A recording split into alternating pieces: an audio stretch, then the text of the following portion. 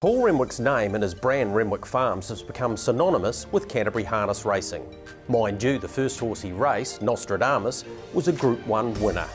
Today we sit down with him, talk about his life in harness racing, his breeding operation, very much sought after at the New Zealand bloodstock sales each and every year, and the new state-of-the-art facility he set up for his grandson, Darren Keast.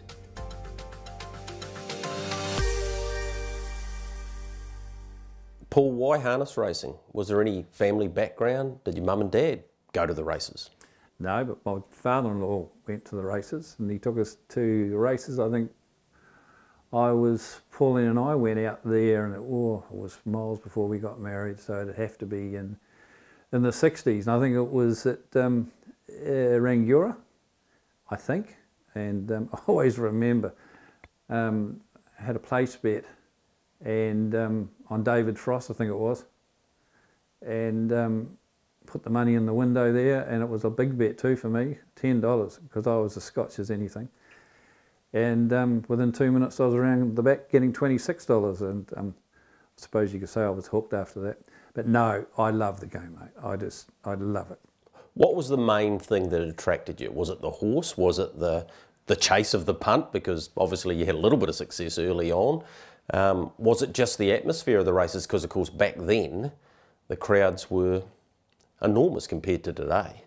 Well, they were, and you'd have to go back to answer that and to say Wayne Francis, who was my best mate.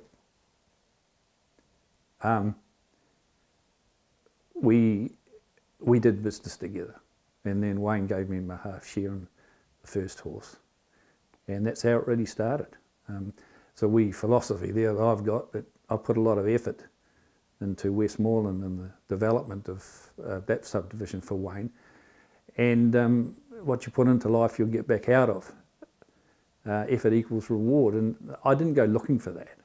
But then I always remember Wayne saying to me that, you want to become a member of the clubs? I said, well, I'd love to. And back in those days, all three clubs, Brighton, Canterbury Park and the Met, there was a waiting list.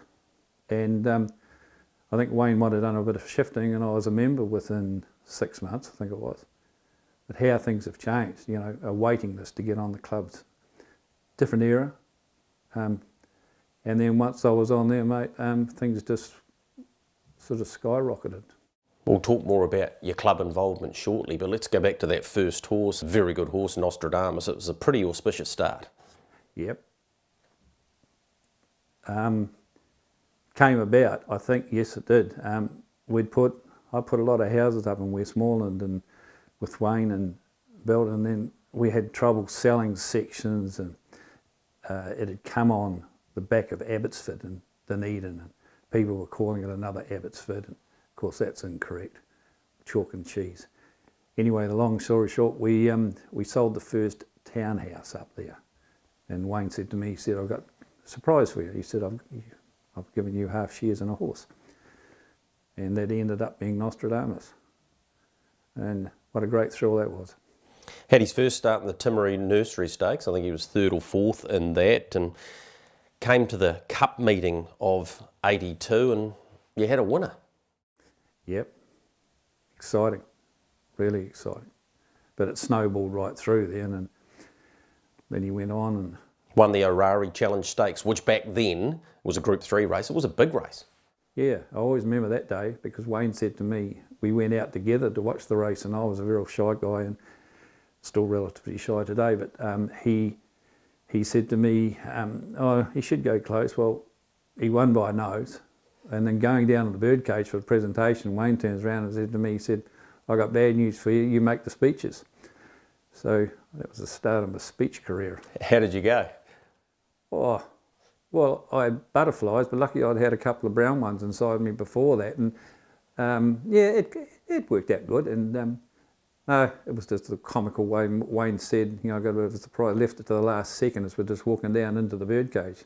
Oh, you make the speeches. So. Well, he'd had plenty of success prior to that, and obviously saw that as an opportunity for you to celebrate in a different way. Of course, trained by Ian and Malcolm Shin, who Wayne had such a great association with. I think Peter Jones drove him. Yeah, Pete drove it, and I think Pete drove it for, I can't remember all of them, but I'm pretty sure Pete drove it right through.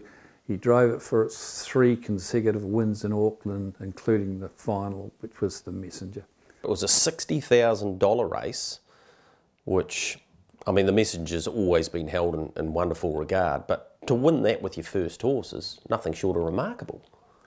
Oh, well, yeah, and I didn't, you know, I made a comment actually. I said, I remember John May in the birdcage, and because I'm on cloud 9 full of adrenaline, and I turned around and said, I'm out of my tree, John, I'm out of my tree. And I was out of my tree. What a fantastic thrill that was. And they went on to make a film out of that called Harnessing a Dream.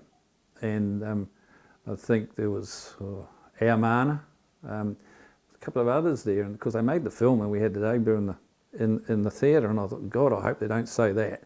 And I'm sitting in the picture theatre there, and then this weird woolly-haired, bearded guy comes on and says, I'm out of my tree, John, I'm out of my tree. That's you. Yeah, that's me, and I couldn't get under the seats fast enough. What about your second horse? So I don't think he won another race. I think that was his last win, but your next horse was also pretty successful. Yeah, well, that's got a lovely story, because Bob McArdle and Wayne Francis, and they were obviously good mates, and by that time I'd become good mates of both of them. And a gentleman by the name of Dick Constable had said, would I race a horse with him? This is my infancy. I didn't know much between a horse and a camel, really. Anyway, so he said, I will pop out to see Bob, and he'll take you out and show you this horse. And it was a timely night colt. It was a 4-year-old, no, a weanling rather. And so I go out there into the paddock, and there was about, I think the paddock might have been about 10 acres. So Bob had 25 odd horses there. And in hindsight, I reckon he was practicing from what I'm about to tell you. Anyway, see this timely night, and he was a stunning colt. So I turned around and walked to the gate, and Bob and I, we were talking, and it took about 2 minutes to get to the gate. One horse came out of that pack and followed me all the way to the gate. One horse out of 25. And I swung around, I said, oh, Bob said, oh, he said he likes you. And that's what I was saying, Bob might have trained it, because Bob was one of the best salesmen around. And I said, swung around, I said, what's that? He said, that's the last of the Neverly Romeos, named after Neverly are. And I said, what do you want for that? He said, 2,500. I said, I'll buy that too. So that was Regional Bromac? That was Regional Bromac. So what happened there was that I went home, said to Pauline, she said, did you get the horse? I said, yeah, I got one. I got another one too. Well, she didn't say much, but the phone goes 5 minutes later, and it was Wayne. And he said, Pauline told him what I'd done before I could get round to telling him himself. And God, did he give me a barrel. He said, I won't go buying property without talking to you. Don't you go buying horses without talking to me. So Bob and Wayne had a bit of a blue ear about the whole thing, and got a bit uncomfortable. Well, that night, Bob rang me up and said the deal was off. I said, no, it's not. I said, I'm over 21. I said, I'll keep the horse, thanks. So I kept the horse, and Bob turned around and he said, I'll give you the mare. We can work it out down below. Well, which was Regina Bromac? Regina Bromac. Which started the whole dynasty of your breeding, basically. That's right, all the Nickies. And yep. So, yeah, I didn't go looking for Regional Bromac. Regional Bromac came looking for found you. Me, and he won, I think he won 8 races. Yep. And because coming on with Nostradamus and then Regional Bromac, there was a total of about 15, I think it is. I thought, God, this game's easy. Mm. You were soon to find out that wasn't the case. Dead right. Dead right. You married your childhood sweetheart and Pauline. So that was Christmas Eve of 71. That to me seems like not a strange time to get married, but there's a bit of a story behind that too. Well, I told you I was Scotch, and the church was all decked out in flowers, so we saved on that, and we cut down on guests. We only had 8 of them, and that was that. But I was happy. I'd married the one I wanted. 3 children, 2 boys and a girl. So yeah, happy days, happy families. Yeah, Nikki. She's coming up 50 now. Yep. She'll be rapt that you said that on television. Well, I'll say the other thing. About 2 weeks before you turn 50. And then we've got the 2 sons, and they run the joinery company, John and Michael, and I think they're 48 and 46, so they get on well. It's good because in the early years, Pauline she reared the kids because I was 7 days a week at it and working hard. And I enjoyed it, but I was a pretty sort of driven, motivated person. And it's nice to see that they've got something now. Probably your most successful horse, which won't be known to many, was Nikki's Falcon, who won about 3 races here, ended up winning 62 races across Australasia and then into the States. Yeah, that was funny because he won a couple of races here, and I can remember going down to Timaru with Tony Lai and your father. I think he was there, and there was a couple of others that went down. And Charlie Anderson. Charlie, old Charlie, my mate Charlie. We went down there, and I think that was the last one he won here. And then I sold him, and I think I only got 7,000 for him. But he won 400. He won 400,000, and what did you say, 62? 62 races. 62 races, and I think he ended up being Horse of the Year in Queensland. So, yeah, that was a big thrill. But again, all goes back to that one horse finding me. Paul, when you look at the board and some of the names that are on there, and particularly the New Brighton board, the Jack Hartleys and Bill Hitchings, your great mate at the time who became president after you, David Young, and then you see the other clubs, the Canterbury Parks and obviously the Met when they became one. There's some pretty special people in the administration side of Addington, wasn't there? There was a different era, and some of them were pioneers. But just a couple there, like Jack Hartley, he became known as the godfather of Addington Raceway, really. And see, Jack was there, he was president early. And there was a lot of things done behind, but there were administrators there that I really admired. The Andrews brothers, Peter and Brian? Peter, and of course poor old Pete died tragically early in life. And then there was A.R. Corcoran, Robin Corcoran, one of the best administrators I've ever seen and worked with, because I was on the original Addington Raceway board. Paul, what are some of the things that you're most proud of through your administration years at Addington Raceway? Oh, well, as president, there were 3 main things that stand out for me. One was during my term there, we removed the running rail, which wasn't that wasn't all. Wasn't universally accepted, no, was it? It wasn't, and it was sensible. Like, I can still remember, I don't know what year it was, but that crash in the Derby when Lightning Blue went down. Was it Lightning Blue that went down? Yep. And Charlie Hunter was on the bottom of the screen, and in those days they had all wooden carts.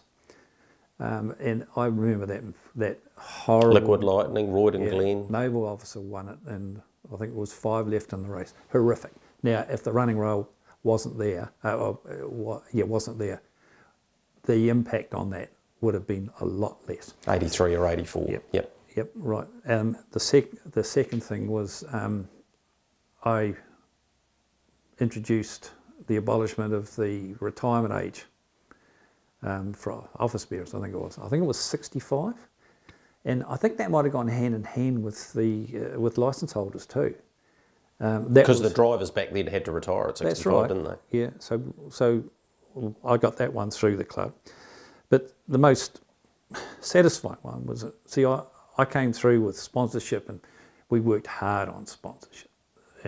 Too long to tell you how and who was involved, but it was the God save in the blood what do you call them, of the club. The lifeline. Lifeline, yeah, of the club. And so with that in mind, when we got there, I thought, the archaic system was that when the wives of the office bearers, the stewards and committee arrived, they got fostered into a room called the ladies' room. This is in the old stand, and it carried on in the new stand too, till I got in there. And I thought, I'm going to change this. So I got Grant Dickey from Canterbury Park and told Grant what I was doing, and Grant said, I'll support you. And Peter Andrews, I think it was, on the Met at the time. And Pete, yeah, he supported it.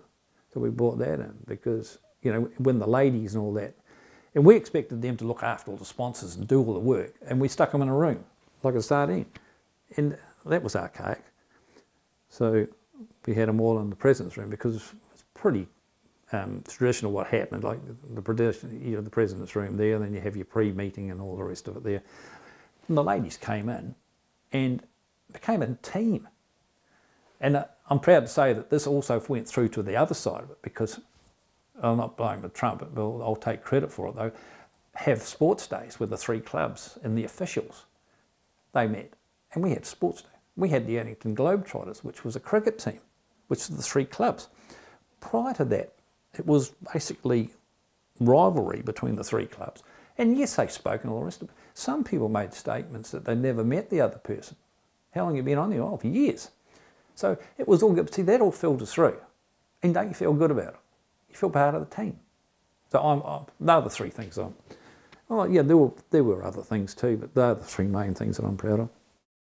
Let's move on to this breeding operation and how you become so heavily involved in that, because I think you're up to 19 or 20 drafts for the sales. Originally was PGG, now New Zealand Bloodstock Standard Bred. What changed 20 years ago that you thought, oh, I can have a crack at this commercially?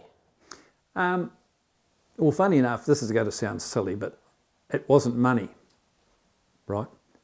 It was the fact of trying to achieve something. Ashley, what an opportunity and a purpose-built facility to prepare yearlings. Oh, absolutely. It was well designed by Paul, and fortunate enough that got the opportunity to come in and sort of take over. And prior to me being here, Nikki ran many a draft out of here as well. So yeah, very lucky. Paul and Pauline often call in, but for the most part, they're pretty cool. They just drop in when they need and love to come and see them on the weekends when things are a little bit more quiet. And yeah, it was good. With the success you had, it must have been pretty special, that first sale. It was. It definitely didn't feel like it when we were there. I think there's always so much going on that you don't get a moment to just stop and take it in and realise. I think after that last one went through, it sort of sunk in. I got a little bit emotional and Paul got a bit emotional, but yeah, there was a big build up to it, and obviously put a lot of pressure on myself and want to present the horses first year and in a way that we want to continue on with. So to have gotten the result that we did was phenomenal.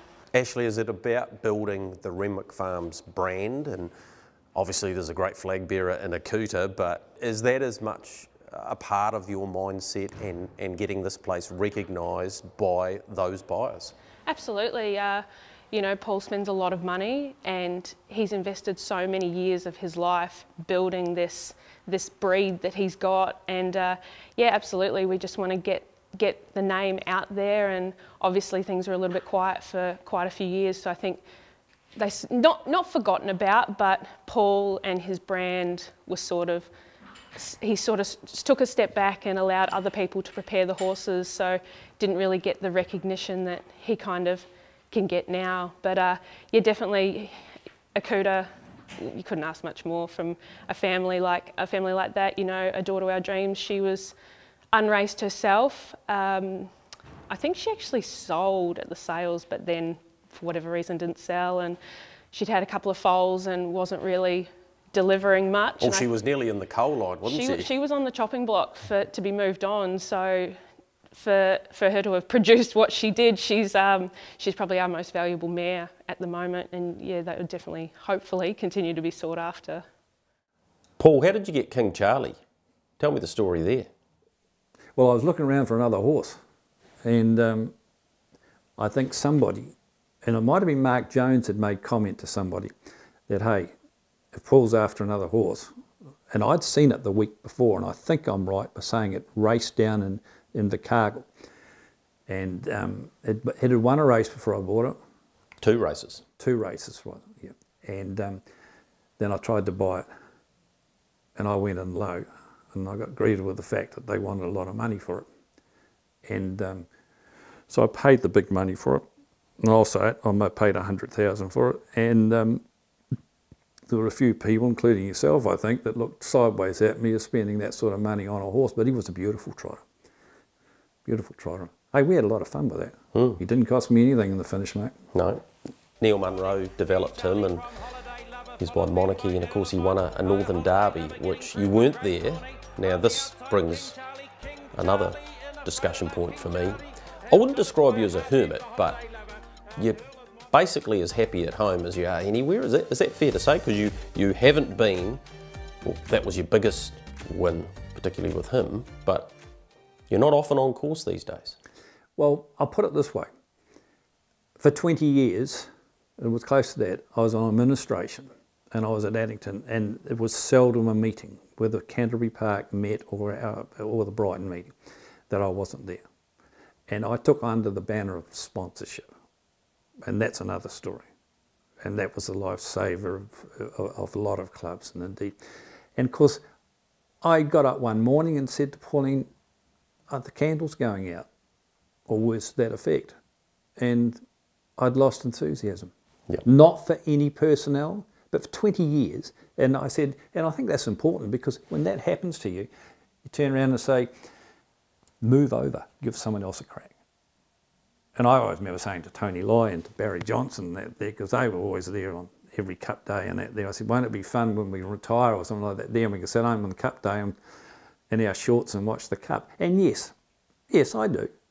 As I said at the start of the interview, I'm a very private man, really, and I like keeping to myself. But hey, I still care about my friends, and I've got a lot of them, mate. Yep. That are still alive. He went on the rampage. He was placed in the Jewels and behind Springbank Richard at Cambridge, but then he won 5 races in a row, and he was basically unbeatable through the late 2008 and into 9. He beat Stig at Addington, and then he ran second in the Group 1 Trotting Championship behind 1 over Kenny. So he was a genuine free-for-all trotter, wasn't he? Yeah. He was a nice. He gave me a lot of thrills, and of course we lined him up in Jules, I think it was, and he was going out hot favourite or something or other, and he did the wobbly boot. And it's a great leveller, this game, isn't it? Oh, great leveller. Yep. Paul, what about the property we sit at today in Whedon's Road? Your mindset behind that, your grandson Darren Keast is farm manager and trainer of the stock. When did this plan hatch? It happened in a bit of a hurry, because Darren was renting a property from somebody else, and he was paying fairly large rent money, and he was getting nowhere really. And so we had a cup of coffee and sat down, and I said, well, what's on the market? And he went through and he said, oh, there's this place up here. So we went and had a look at it. Went to see it the next day, I think. And of course it hadn't sold in the December prior. And the rest is history. I bought it off Bluey Steele and his wife, and we've got what we've developed, and that today. Bluey Steele, which goes back to the Royden Lodge days. He Right. worked with Fred Fletcher there. So, and a nice guy too, Bluey. Tell me about the stable development and the layout of the place. You did a bit of homework there, didn't you? I did. And Darren rang Mark Purdon and said, can Grandad and I come round and have a look? By all means, he said. So we went round there, and Nat was there, and Mark couldn't have been more helpful. He was brilliant, and told me what I should get. And he said, the first thing he said you should get one of those track Conditioners? Conditioners, and we got that, and that wasn't easy to get either out of Australia in the middle of COVID, but we got that, and just various things. Now, I haven't got a Mark Purdon set up here, but a lot of the stables and the barn and the way we've done it it's a smaller version, and I took on board everything that Mark said. And you know, I'm very, very grateful. He was brilliant to me, absolutely brilliant. And I really appreciated that, and so did Darren.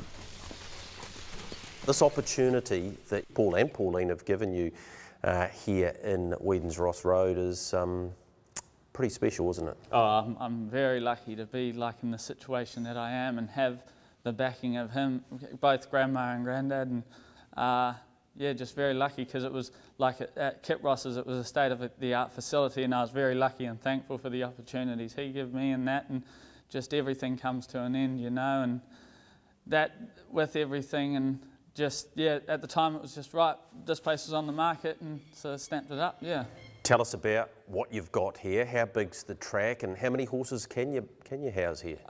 So we've got a 780 metre track, and we've got 14 in the barn and 9 outside boxes, and then there's about 20 paddocks.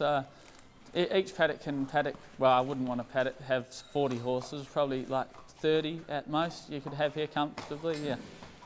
Your grandfather doesn't do things by halves, does he? He's got this place, he's got your fiancée, Ashley Stewart, around at Tancred's Road, and he's certainly given you every opportunity. Yeah, no, he definitely has, Greg. Like, if I don't weigh up now, then I'm never going to be able to do it, am I? So I remember walking in here the very first day for the open home, and he said to me, he said, I can see this barn, like the barn that we've got now, he said, I can see it sitting here and finished and that. And I thought he was mad, quite frankly, when he told me how big it was, and then it got built, and yeah, it's just a dream. Like on a wet day, it's good to get inside and just be in here and out of the cold. Yeah.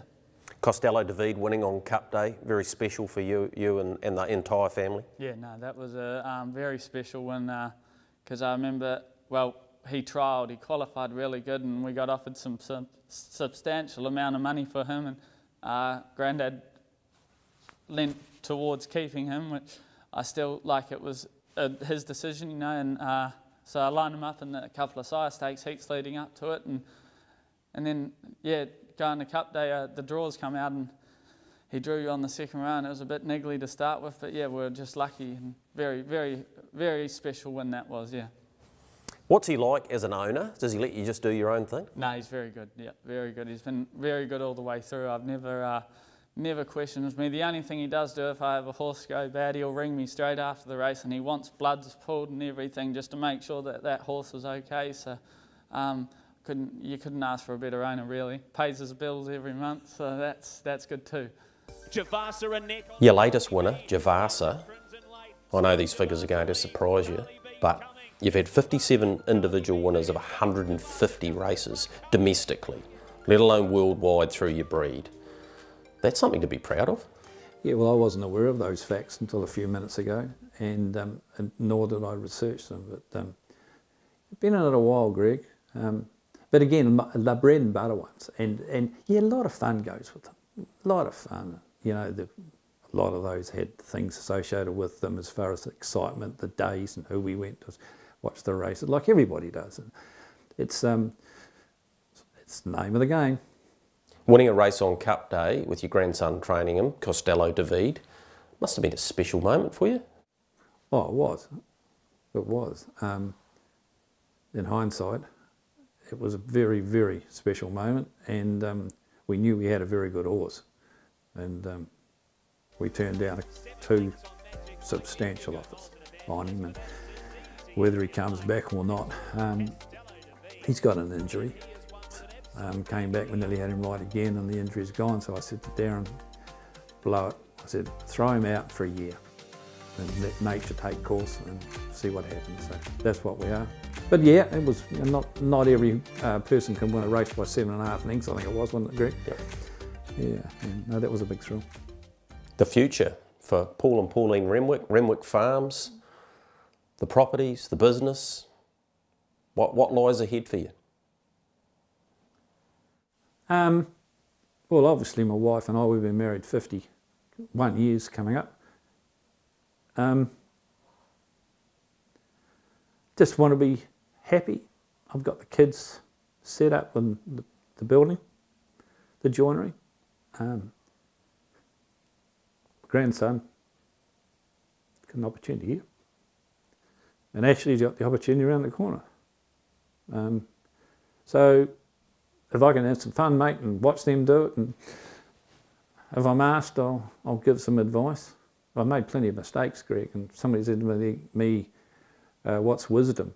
And it's probably a combination of making a few good decisions and making a lot of cock-ups, but to put it mildly. But you know, you don't go doing things wrong the second time, or most people shouldn't. But all round, I'm very pleased with my life. I've been very fortunate. I've met a lot of lovely people, and a lot of lovely people have been good to me, especially on the business side, mate. And harness has been good to you? Harness has been extremely good, and hopefully, you know, the one thing I'd like and that's just to get people involved in the game. You know, get the incentives through, get the breeding incentive through, you know. But hey, the passion is there, and my determination is still there, and I'll do everything in my power to make sure that harness racing in my world is successful.